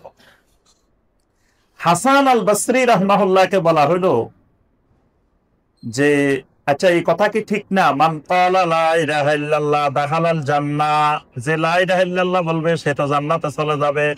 আমরা তো লা ইলাহা ইল্লাল্লাহ বলছি। তা হাসান আল বসরি রাহমাহুল্লাহ বলেন, আরে তোমরা তো আল্লাহ রাসূলের কথাটা বুঝতে পারো নাই। এটার অর্থ হলো এটা, মান ক্বালা লা ইলাহা ইল্লাল্লাহ ফাআদ্দা হাক্কাহা ওয়া ফারদাহা দাখালাল জান্নাহ। মাঝখানে আরো কিছু আছে, খালি লা ইলাহা ইল্লাল্লাহ বলছো আর জান্নাতে চলে যাবে, জিনিসটা এইরকম নয়। মাঝখানে কি আছে? ফাআদ্দা হাক্কাহা ওয়া ফারদাহা। লা ইলাহা ইল্লাল্লাহর কিছু হক আছে, হক, কিছু ফরজ আছে, ফরজ আছে। এই হক যারা আদায় করবে, ফরজ যারা আদায় করবে লা ইলাহা ইল্লাল্লাহ দাখালাল জান্নাহ, তারা জান্নাতে যাবে। তাহলে বোঝা গেল লা ইলাহা ইল্লাল্লাহ শর্ত আছে। শর্ত কয়টা? 8টা। 1 নম্বর শর্ত আল ইলম। এই আরকানুল ইসলামের উপরে আমাদের বই আছে, আলাদা আরকানুল ইসলাম বই আছে, এখানে ইসলামের 5টা রকম বিস্তারিত আলোচনা আছে, এটা পড়লে আপনারা আরো বিস্তারিত জানতে পারবেন। আর এই শুধু শর্তের উপরে একটা বই আছে, কালেমায়ে শাহাদাতের গুরুত্ব ও শর্ত, এটার মধ্যে এই 8টা শর্ত বিস্তারিত আলোচনা করা আছে। তো 1 নম্বর শর্ত হলো আল ইলমু আল মুনাফি লিল জাহাল। লা ইলাহা ইল্লাল্লাহ বলতে হলে এলেম সহকারে বলতে হবে। এলেম, এমন এলেম যেই এলমের কারণে সমস্ত জাহালত, মূর্খতা দূর হয়ে যাবে, জাহালত দূর হয়ে যাবে। তাহলে প্রথম কথা এলেম লাগবে। দ্বিতীয় কথা, খালি এলেম হলেই হবে না, এলেমটা এমন এলেম লাগবে যে এলেম জাহালতকে দূর করবে। এলেমের দলিল কি? সূরা মুহাম্মাদের 19 নম্বর আয়াত, যেটা আমরা একটু আগে বলছি, ফাআলাম আন্নাহু লা ইলাহা ইল্লাল্লাহ। নবী সাল্লাল্লাহু আলাইহি ওয়াসাল্লাম বলছেন, মান মাতা ওয়া হুয়া ইয়ালামু আন্নাহু লা ইলাহা ইল্লাল্লাহ দাখালাল জান্নাহ। যে ব্যক্তি এমন অবস্থায় মারা গেছে, ওয়া হুয়া ইয়ালামু, তার কাছে এলেম আছে, খালি লা ইলাহা ইল্লাল্লাহ বলে মারা গেছে এটা বলেন নাই, যে ব্যক্তি এমন অবস্থায় মারা গেছে, ওয়া হুয়া ইয়ালামু, যার কাছে এলেম আছে, আন্নাহু লা ইলাহা ইল্লাল্লাহ, মানে যার কাছে লা ইলাহা ইল্লাল্লাহর এলেম আছে, এই অবস্থায় মারা গেছে, দাখালাল জান্নাহ, সে জান্নাতে যাবে। এখানে নবী সাল্লাল্লাহু আলাইহি ওয়াসাল্লাম ফাসতারাতাল ইলম, নবী সাল্লাল্লাহু আলাইহি ওয়াসাল্লাম জান্নাত পাওয়ার জন্য, লা ইলাহা ইল্লাল্লাহ নিয়ে মৃত্যুবরণ করার জন্য শর্ত করে দিয়েছেন, ওয়া হুয়া ইয়ালামু, এলেম, লা ইলাহা ইল্লাল্লাহর এলেম। কারণ লা ইলাহা ইল্লাল্লাহর এলেম না থাকলে সে লা ইলাহা ইল্লাল্লাহ বলবো, আবার শিরকও করব, কুফরিও করব, তার অর্থ হলো তার কাছে লা ইলাহা ইল্লাল্লাহর এলেম নাই। এই জন্য লা ইলাহা ইল্লাল্লাহর এলেমটা ফরজ। কি রকম এলেম? যেই এলেম জাহালত দূর করবে। এখন আসেন, জাহালত কি? বোঝা গেল সব এলেমে জাহালত দূর করে না, সব এলেমে জাহালত দূর করে না। এই জন্য বড় আলেম বড় জাহেল, এটাও হইতে পারে। তার এলেম আছে কিন্তু এলেম জাহালত দূর করে নাই, মানে তার কাছে বস্তা বস্তা এলেম আছে কিন্তু এলেমের সাথে সাথে জাহালত রয়ে গেছে। জাহালতটা কি? জাহালত মানে লেখাপড়া না জানার নাম জাহালত না, মূর্খতা। আবু জাহেল লেখাপড়া জানতো না, জি, আবু জাহেল কি লেখাপড়া জানতো কি জানতো না? তাহলে সে কিন্তু জাহেল, জাহেলের লিডার। আবু জাহেল মানে জাহেলের বাপ, মানে জাহেলের নেতা। তো সে তো এত জ্ঞানী, এত বুদ্ধিজীবী, এত বিচক্ষণ, কিন্তু নবী সাল্লাল্লাহু আলাইহি ওয়াসাল্লাম বলছেন সে তো আবু জাহাল। খালি জাহেল না, জাহেলের বাপ, আগাগোড়া জাহেল। তার অর্থ হলো তার কাছে লেখাপড়াও আছে, শিক্ষা দীক্ষাও আছে, বুদ্ধিও আছে, নেতৃত্বের যোগ্যতাও আছে, সব আছে, কিন্তু সে জাহেল। তার অর্থ হলো লেখাপড়া না থাকলে জাহেল না, লেখাপড়া অনেক কিন্তু আবার জাহেল। আইয়ামে জাহেলিয়াত, আমরা বলি যে এটা আইয়ামে জাহেলিয়াত, জাহেলি যুগ। তো ওই যুগে লেখাপড়া ছিল না, ওই যুগের এমন লেখাপড়া ছিল যে লেখাপড়া আজ পর্যন্ত নাই। ওই যুগের কবিরা যে কবিতা লিখছে, এরকম কবিতা আজ পর্যন্ত লিখতে পারে নাই। তাহলে আবার কোন পর্যায়ের লেখাপড়া ছিল ওই যুগে? তো সেই যুগকে আমরা বলতেছি কি জাহেলিয়াতের যুগ। তাহলে জাহেলিয়ত কোনটা? 1 নম্বর জাহেলিয়ত কুফর, শিরিক জাহেলিয়ত, বেদাত জাহেলিয়ত, বাপ দাদার অন্ধ অনুকরণ, বাপ দাদারা করে গেছে, এখন আমি কেমনে ছাড়বো? তার অর্থ হলে এই লোক যত বড় জ্ঞানী হোক, এই লোকের মধ্যে জাহালত রয়ে গেছে, জাহালত ছাড়তে পারেনি। এই জন্য 1 নম্বর শর্ত লা ইলাহা ইল্লাল্লাহ, যে এমন এলেম লাগবে যেটা জাহালতকে দূর করে দিবে। 2 নম্বর শর্ত যেটি, সেটি হলো আল ইয়াকিন আল মুনাফি লিশ-শাক। লা ইলাহা ইল্লাল্লাহ বলার পরে আরবের মুশরিকরা যে লা ইলাহা ইল্লাল্লাহ বলে নাই, এটার মূল কারণ কি ছিল? তাদের কাছে লা ইলাহা ইল্লাল্লাহর এলেম ছিল। এরা বুঝতে পারছে লা ইলাহা ইল্লাল্লাহ বললে কোনটা করা যাবে কোনটা করা যাবে না, এটা বুঝে গেছে। এরা বুঝছে লা ইলাহা ইল্লাল্লাহ বললে আমাদের এই 360 মাহবুদ বাদ দিতে হইব, তা আমরা এটা বাদ দিতে পারবো না, সুতরাং লা ইলাহা ইল্লাল্লাহ বলবো না। তারা কিন্তু আল্লাহকে মানে, কিন্তু লা ইলাহা ইল্লাল্লাহ বলবে না। তার অর্থ হলো লা ইলাহা ইল্লাল্লাহ বললে কি করা লাগবে কি করা যাবে না এটা বুঝে তারা, কিন্তু আমরা লা ইলাহা ইল্লাল্লাহ বলতে কি করতে হবে কি করতে হবে না এটা বুঝিনি। এমনি লা ইলাহা ইল্লাল্লাহ বুঝে, মানে ওরা জেনে শুনে লা ইলাহা ইল্লাল্লাহ বলে নাই, আমরা এলেম বিহীন না জেনে না শুনে লা ইলাহা ইল্লাল্লাহ বলছি। এজন্য 1 নম্বর এলেম। 2 নম্বর ইয়াকিন। ইয়াকিনটা কি? লা ইলাহা ইল্লাল্লাহ বলার পরে এই লা ইলাহা ইল্লাল্লাহর বিশ্বাসটা গভীরে পৌঁছতে হবে, গভীরে। মানে প্রথম তো আপনি জবানে লা ইলাহা ইল্লাল্লাহ বলছেন, এই লা ইলাহা ইল্লাল্লাহ জবানে থাকলে আপনার এই লা ইলাহা ইল্লাল্লাহ দিয়ে হবে না। তো লা ইলাহা ইল্লাল্লাহটা কোথায় যাইতে হবে? লা ইলাহা ইল্লাল্লাহটা কাল পর্যন্ত পৌঁছতে হবে। কাল পর্যন্ত পৌঁছলে তারপরে গিয়ে আপনার ইয়াকিন তৈরি হবে, ইয়াকিন। এজন্য লা ইলাহা ইল্লাল্লাহ 2 নম্বর শর্ত হলো ইয়াকিন হইতে হবে, ইয়াকিন। সূরা আল হুজুরাতের 15 নম্বর আয়াত, ইন্নামাল মুমিনুনা আল্লাযীনা আমানু বিল্লাহি ওয়া রাসূলিহি সুম্মা লাম ইয়ারতাবু। মুমিন তো শুধুমাত্র তারাই, আল্লাহ পাক ইন্নামা ব্যবহার করে বলেছেন শুধুমাত্র এরাই মুমিন যারা আল্লাহ এবং রাসূলের উপরে ঈমান আনছে, সুম্মা লাম ইয়ারতাব, এরপরে এদের অন্তরে বিন্দু পরিমাণ সন্দেহ সংশয় তৈরি হয় নাই। এই সন্দেহ সংশয় থেকে মুক্ত হওয়ার নাম হলো ইয়াকিন। আর এমন ইয়াকিন তৈরি হতে হবে আল মুনাফি লিশ-শাক ওয়ার রাইব, সমস্ত রকমের শাক সন্দেহ দূরীভূত হয়ে যেতে হবে, তাহলেই বুঝতে হবে আমার ভিতরে লা ইলাহা ইল্লাল্লাহ ঠিক মতো আসছে। 3 নম্বর শর্ত আল ইখলাস আল মুনাফি লিশ-শিরক ওয়ার রিয়া।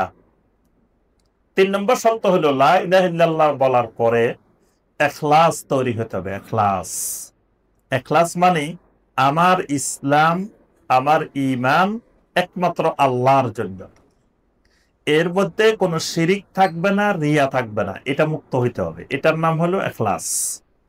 আল্লাহ সুবহানাহু ওয়া তাআলা সূরা আল বাইয়িনা 5 নম্বর আয়াতে বলেছেন, ওয়ামা উমিরু ইল্লা লিয়াবুদুল্লাহা মুখলিসিনা লাহুদ্দিন। এই মুখলিসিনা লাহুদ্দিন আল্লাহ পাক ইখলাসকে সত্য করছেন।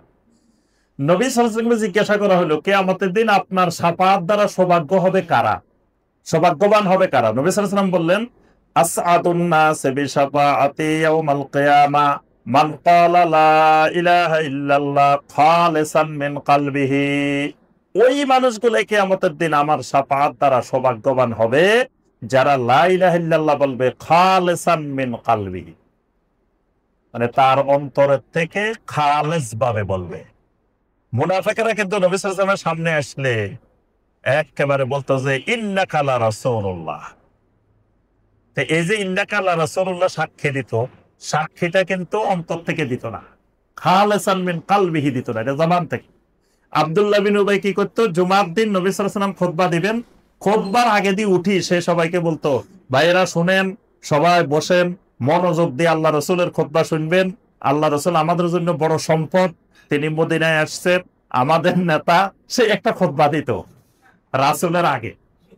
তো তার খুতবা দেওয়ার দরকার আছে? আল্লাহ রসুলের খুতবা তো সাহাবীরা এমনি শুনবো।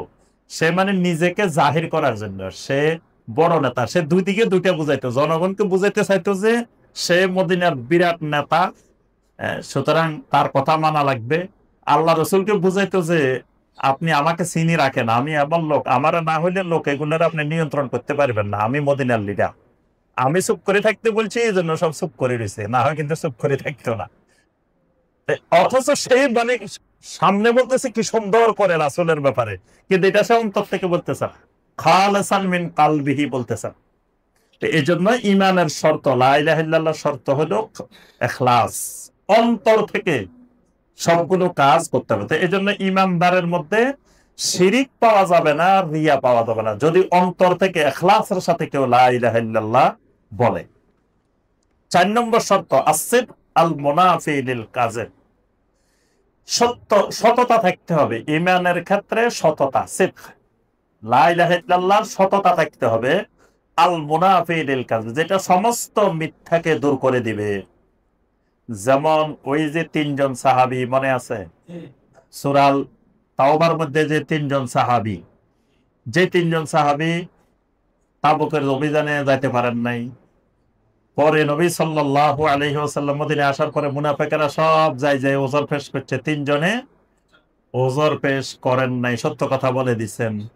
এরপরে আল্লাহ পাক সূরা তাওবার 119 নম্বর আয়াত নাযিল করে বলছেন, ইয়া আইয়ুহাল্লাযীনা আমানুত্তাকুল্লাহ ওয়া কুনু মা'আস সাদিকিন, কিয়ামত পর্যন্ত সকল ঈমানদাররা এই 3 জন সাদিকিনের মতো হয়ে যাও, এরা ঈমানের ব্যাপারে সত্যবাদী। এটাই হলো সিদক, এটাই হলো সত্যবাদিতা। নবী সাল্লাল্লাহু আলাইহি ওয়াসাল্লাম একটি হাদিসে বলছেন, মা মিন আহাদিন ইয়াশহাদু আল্লা ইলাহা ইল্লাল্লাহ ওয়া আন্না মুহাম্মাদার রাসূলুল্লাহ সিদকান মিন কলবিহি ইল্লা হারামাহুল্লাহু আলান নার, কেউ যদি অন্তর থেকে সততার সাথে লা ইলাহা ইল্লাল্লাহ মুহাম্মাদুর রাসূলুল্লাহ সাক্ষী দেয়, আল্লাহ পাক তার উপরে জাহান্নামের আগুনকে হারাম করে দেন। সুবহানাল্লাহ। তাহলে এখানে শর্ত দেওয়া আছে সিদকান মিন কলবিহি। আর মুনাফিকদের সাক্ষীর ব্যাপারে আল্লাহ পাক বলছেন, মুনাফিকরা যে সাক্ষী দেয়, ইন্নাল মুনাফিকিনা লাকাযিবুন, মুনাফিকরা মিথ্যাবাদী। 5 নম্বর শর্ত আল মাহাব্বাহ, লা ইলাহা ইল্লাল্লাহ বলার পরে এমন মহব্বত আল্লাহর প্রতি তৈরি হতে হবে যেটা সমস্ত বোধ, মানে সমস্ত হিংসা, বিদ্বেষ, ভালোবাসার বিপরীত যত জিনিস আছে সবকিছুকে দূর করে দিবে। আল্লাহর প্রতি খালেস মহব্বত সৃষ্টি হতে হবে। এজন্য ইবাদতের 1 নম্বর শর্ত রোকন কি বলছি, আল মাহাব্বা। এবং আল্লাহর প্রতি যদি সবচেয়ে বেশি মহব্বত না হয়, তাহলে সেই ইমানের স্বাদ, ইমানের মজা পাবে না। 6 নম্বর শর্ত হলো আল ইনকিয়াদ আল মুনাফি লিত্তারকে, লা ইলাহা ইল্লাল্লাহ বলার পরে এবার ইনকিয়াদ আসতে হবে। ইনকিয়াদ ওই যে ইসলামের সংজ্ঞার মধ্যে আমরা বলছি, ইসলামের সংজ্ঞার ভিতরে বলছি যে আল ইসতিসলামু লিল্লাহি বিত্তাওহীদ ওয়াল ইনকিয়াদু লাহু বিত্তাআহ। ইনকিয়াদ, ইনকিয়াদ হলো আল্লাহ যা বলবেন তা আমি মানবই, কোনো কিছু ছাড়বো না। দেখবেন ওই যে আমি মাঝে মাঝে বলি যে অনেকেই মনে করে যে সুন্নত মানি মনে হয় করা লাগবে না, সুন্নত শুনলে কয় এটা তো সুন্নত, অসুবিধা কি, মানে সুন্নত মানি ছাড়িয়ে দেওয়া যায়। ওই যে বিশেষ করে মিনায় গেলে হজের সময় 11 তারিখ 12 তারিখ মিনায় থাকে না, এখন জিজ্ঞেস করলে কয় এটা তো সুন্নত। তো সুন্নত মানে থাকা লাগবে না, তার অর্থ করে নিছে যে সুন্নত মানে থাকা লাগবে না, এটা সুন্নতে মুআক্কাদা। হানাফি মাযহাবে এটা সুন্নতে মুআক্কাদা। তো সুন্নতে মুআক্কাদা মানে তো হানাফি মাযহাবে সুন্নতে মুআক্কাদা ছাড়লে গুনাহ হয়, অন্য মাযহাবে সুন্নতে মুআক্কাদা ছাড়লে গুনাহ হয় না, কিন্তু হানাফি মাযহাবে সুন্নতে মুআক্কাদা ছাড়লেও গুনাহ হয়। তো সেখানে সুন্নতে মুআক্কাদা এই জন্য থাকা লাগবে না। তাহলে তার অর্থ এই নয়, হজ করতে গেছেন, হজ্জে মাবরুর হইতে হইলে একটা সুন্নত না মুস্তাহাবও ছাড়া যাবে না, একটা মুস্তাহাবও আমল করতে হবে। তো এই জন্য এই লা ইলাহা ইল্লাল্লাহ 6 নম্বর শর্ত আল ইনকিয়াদ। ইনকিয়াদ মানে কয়েদ লাগানো। কয়েদ লাগানো মানে আমরা গরুর গলার মধ্যে একটা রশি লাগাই না, গরুর আটকে রাখার জন্য গলার মধ্যে, এইটাকে বলা হয় ইনকিয়াদ। মানে ঈমান আনার পরে আল্লাহর আনুগত্যটাকে এইভাবে গলার মধ্যে ফেঁসিয়ে রাখতে হবে, যে আল্লাহ যেখানে যা করতে বলবেন তা করব, আল্লাহ যা মানা করেন তা করব না। কয়টা গেছে? 6টা। 7 নম্বর আল কাবুল আল মুনাফি লিটা। 7 নম্বর শর্ত হলো কবুল। আল্লাহ বলবেন কবুল, আল্লাহ রসুল বলবেন কবুল, আর কেউ বললে তাওয়াক্কুফ। এটাকে বলে তাওয়াক্কুফ, মানে সাথে সাথে ইয়েস বলা যাবে না, একটু অপেক্ষা করতে হবে। যেমন 4 রাস্তার মোড়, 3 রাস্তার মোড়, রাস্তার মোড় আছে না, গাড়ি নিয়ে এমনি চলে যাওয়া যাবে না, ডাইনে বামে একটু তাকাইতে হবে, লাইটের কি অবস্থা, লাল সিগন্যাল নাকি সবুজ না হলুদ দেখা লাগবে না, এটাকে বলে তাওয়াক্কুফ। মানে এই জায়গায় একটু থামতে হবে। আল্লাহ এবং রাসূল ছাড়া কেউ কিছু বললে থামা লাগবে, থামি দেখতে হবে তার কথাটা আল্লাহ এবং রাসূলের কথার সাথে মিল আছে কিনা। থাকলে কবুল, না থাকলে রাত, মানে মানে না। নবী সাল্লাল্লাহু আলাইহি ওয়াসাল্লাম বলেছেন, মান আমিলা আমালান লাইসা আলাইহি আমরুনা ফাহুয়া রাদ্দুন। এর রাদ্দুন হলো কবুলের বিপরীত, কবুলের বিপরীত হলো রাদ। তাহলে ঈমান আনার পরে আল্লাহ এবং রাসূল যা বলবেন কবুল, এটাও লা ইলাহা ইল্লাল্লাহর শর্ত। কেউ যদি কোনোটাকে কবুল না বলে, ধরেন আল্লাহ বলছেন চোর এবং চুরিনি, পুরুষ চোর মহিলা চোর যদি চুরি করে কি করো? ফাকতাউ আইদিয়াহুম, হাত কেটে দাও।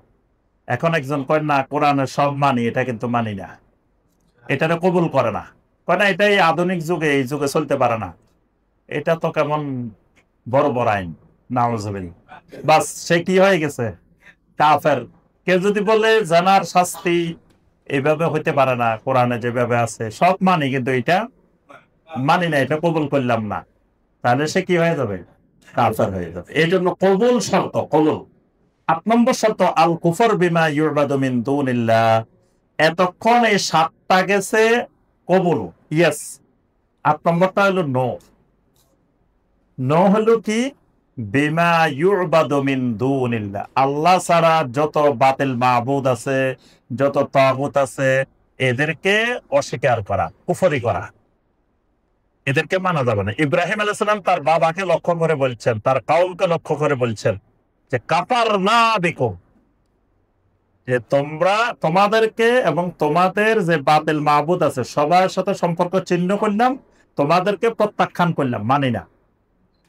এই মানি না এটা ফরজ, এটা লা ইলাহা ইল্লাল্লাহ শর্ত। মানে লা ইলাহা ইল্লাল্লাহর বিপরীত যা আছে এগুলো মানি না। এই মানি নাটাও এই লা ইলাহা ইল্লাল্লাহর একটা শর্ত। যদি বলেন যে না, যার মনে যেমনি চায় করুক, অসুবিধা কি, সবার সাথে মিলেমিশে থাকি, দ্বন্দ্বে যাওয়ার দরকার কি? এই দ্বন্দ্বে যাওয়াও ফরজ। যেটা লা ইলাহা ইল্লাল্লাহর সাথে মিলবে এটার সাথে আমি আছি, যেটা লা ইলাহা ইল্লাল্লাহর সাথে মিলবে না এটার সাথে আমি নাই। খালি নাই করে চুপ করে বসে থাকা যাবে না। এটা যে লা ইলাহা ইল্লাল্লাহর বিপরীত, এইটা জনগণকে জানাইতে হবে, এটা দাওয়াতি কাজ করতে হবে। একটা দাওয়াতি কাজ করতে হবে লা ইলাহা ইল্লাল্লাহ, আর একটা দাওয়াতি কাজ করতে হবে লা ইলাহা ইল্লাল্লাহর বিপরীত যা আছে এটার উপরে দাওয়াতি কাজ করতে হবে।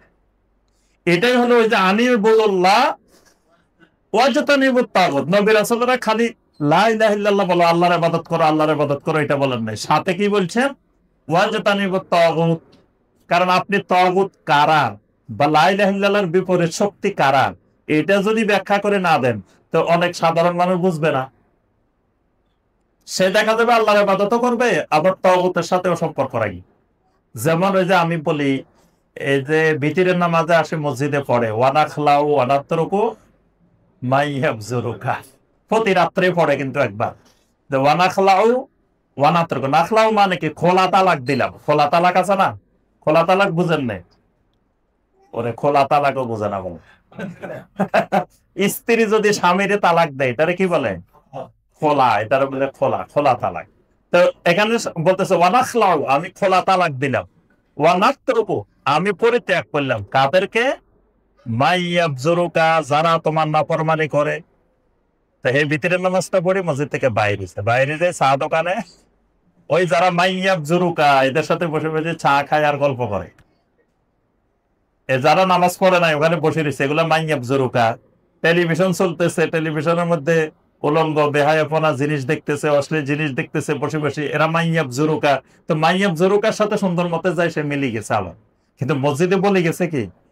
ওয়ানাখলাউ ওয়ানাতরুকু মাইয়া বুঝে না। কারণ সে মসজিদে কি বলছে এটা তো নিজেই বুঝে নাই, তো খালি বলে গেছে। কিন্তু যদি বুঝতো যে আমি সারা জীবন বলতে আছি আসলে কি বলতেছি একটু বুঝি না, এটা মানুষের মধ্যে নাই দেখবেন। সে সারা জীবন দোয়ায় কুনুত পড়তেছে, কিন্তু দোয়ায় কুনুতের মধ্যে কি পড়তেছে এটা জানার ইচ্ছা আগ্রহ কোনো মানুষের মধ্যে দেখি না। যে একটু দোয়া কুনুতের অর্থটা শিখাই দেন আমাদেরকে, এটাতে কি বলতেছি এটা কেউ বলে না। সে সারা জীবন না জেনেই বলতেছে, কি বলতেছে সে নিজেই জানে না। তাহলে লা ইলাহা ইল্লাল্লাহর বিপরীত যা কিছু আছে এগুলা সম্পর্কেও দাওয়াতে কাজ করতে হবে, এটাই নবীওয়ালা দাওয়াত। তো আমরা আর আজকে আর আলোচনা দীর্ঘায়িত করব না। আল্লাহ রাব্বুল আলামিন আমাদের সবাইকে লা ইলাহা ইল্লাল্লাহর রোকন এবং শর্তগুলো মেনে চলার তৌফিক দান করুন। আল্লাহ রাব্বুল আলামিন আমাদের সবাইকে ইসলামের রোকনগুলোকে যথাযথভাবে জানার, মানার